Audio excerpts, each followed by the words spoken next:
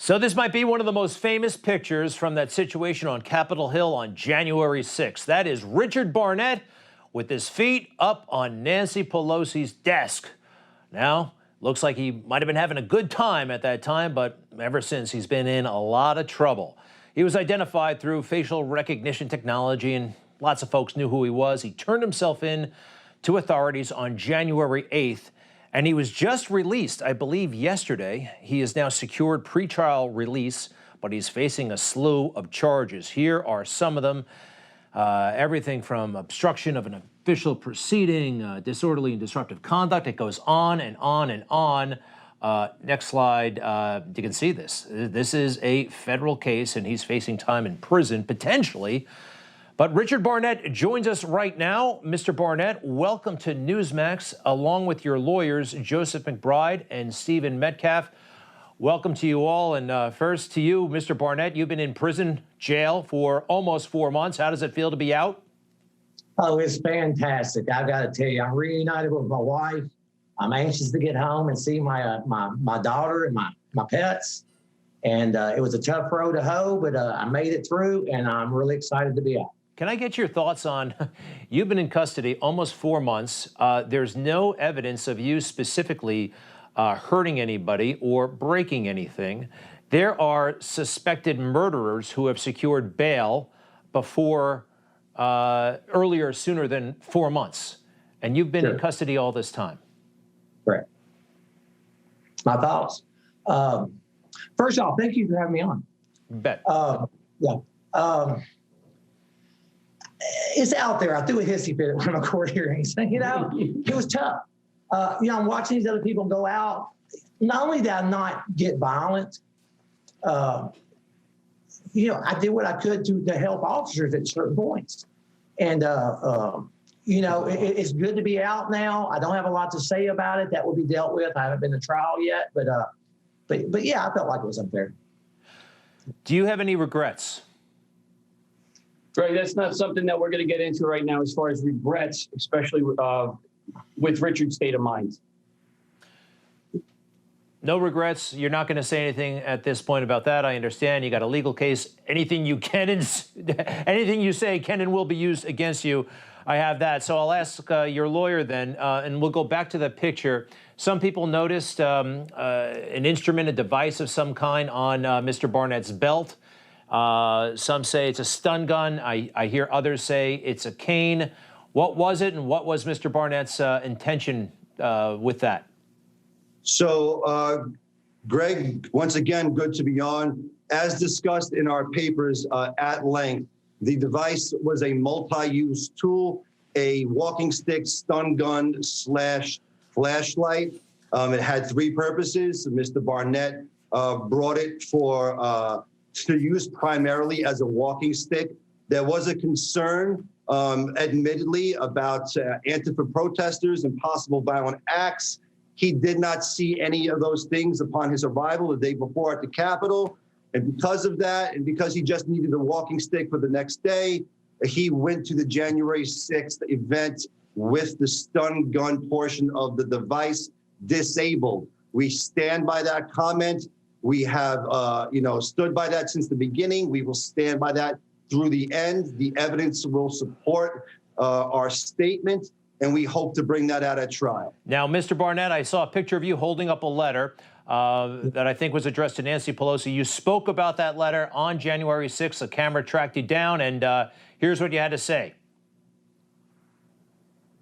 How'd you get it? I didn't steal it. I bled on it because they were macing me and I couldn't see. And so I figured, well, I'm in her office. I got blood in her office.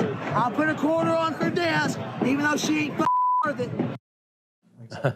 I understand you did not open that letter and you turned it in when you turned yourself in on January 8th. What's up with the blood? You mentioned blood from yourself. What happened to you? Yeah, this is okay. I want people to know. When I was at the Capitol, I didn't go there to storm the Capitol.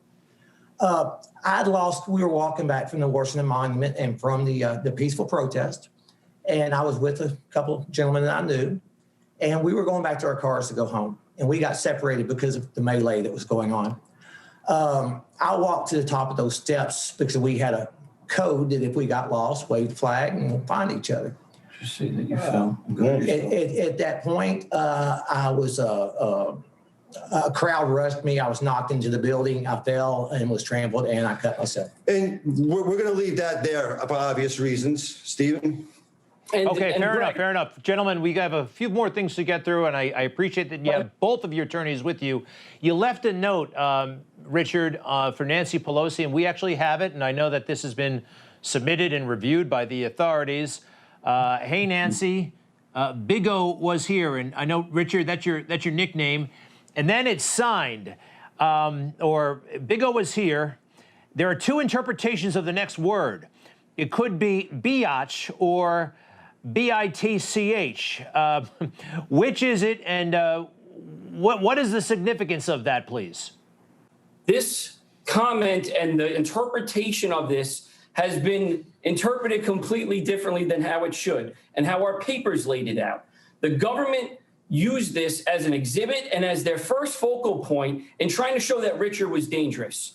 We simply pointed out, as Joseph and I do in our cases, we pointed out that there was a misrepresentation on how that was specifically quoted. And we are going to continue to do that throughout the entire course of this case, no matter how minute that point is. Okay, I understand. The government said, I'm just going to say the word bitch, that he wrote bitch, B-I-T-C-H, and he actually wrote biatch, which would be less inflammatory, perhaps a little bit nicer, more slang, not as vulgar. And that's interesting. Some people are laughing at it. I think it's a valid point.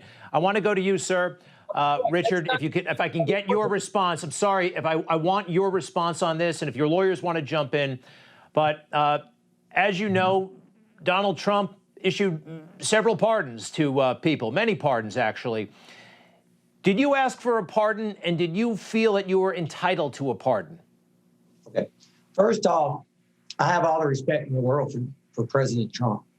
I think he's a great man. I believe in him. At this point, I don't have any ill will towards him. I did not ask for a pardon. However, I do have questions. So, President Trump, if you get a chance, I'd love to talk to you. Give my attorneys a call. Now, some people who are in your boat, and there are still people in jail right now who haven't been released, who were arrested even before you, who are still in custody. Do you think Donald Trump, some of them are saying Donald Trump told us to go to the Capitol, that he told us to do this. Are you saying that? Greg, at this time, the statements have been clear and on camera. Donald Trump did say, hey, let's go down to the Capitol. We'll come with you. And no, we are not saying, and it's not our position, that Donald Trump said invade the Capitol or do any harmful things or to the Capitol or the property. So that is not a position that we're going to be setting forth. By the way, I just want to make clear, Mr. Barnett, I have a lot of sympathy for you and what you've gone through. I don't think you should have been kept in custody. You may have made some mistakes that day, and we'll see what happens. But I think it's ridiculous that you were in custody for as long as you were. And I'm glad to see you're finally out. You're going to go back to Arkansas now. What's left? Is it true that your employer terminated you, fired you? I'm an independent contractor. I did have a contract with them. That contract has been terminated, but I also have another business I'm very passionate about, so I'm doing fine. I'm very excited about getting home and seeing my daughter, my pets. Look, I'm an everyday guy just like the rest of you. You know, there's been a lot said about me here by people that don't even know me making accusations. But I'm excited to go home. We'll hopefully continue this conversation later. And Greg, thank you so much for giving me a chance to be on your program and talk to you. You bet, sir. Thank you, gentlemen. Take care now, and I'll be right back. Hey, I'm Rob Finnerty. Thanks for watching. If you enjoyed this video, please join the conversation in the comments below. Don't forget to subscribe, too. Hit the bell icon to be alerted to breaking news. And remember, there's a whole lot more on Newsmax TV, America's fastest growing cable news network. Newsmax TV, we're real news for real people.